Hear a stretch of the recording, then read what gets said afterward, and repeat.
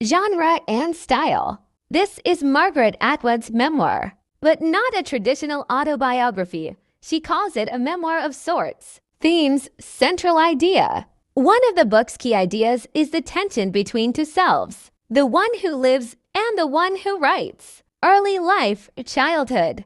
Atwood was born in 1939 in Ottawa. She spent much of her childhood in the remote forests of northern Quebec. Her parents were scientifically minded, her father an entomologist, her mother a dietitian. That nomadic, wild upbringing shaped her imagination, writing life and creative inspiration. Atwood links many moments in her life directly to her creative work. She shows how scenes from her childhood or key personal experiences became seeds for her novels. For example, she explains how the edible woman grew out of her private interest in cake decorating. She also traces the handmaid's tale to her experiences in 1980s Berlin and her political observations. Her concept of utopia blended utopia and dystopia helps show how she thinks about her own fiction. Personal life. Atwood writes about her longtime partner, Graham Gibson, his decline into dementia, and his death. She reflects on grief, love, and memory with deep emotional honesty. Feminism, public persona, and reputation. She recounts her feminist awakening and her public persona, how she was perceived by others. She also discusses her reputation, for example, witchy reputation and how she's been caricatured.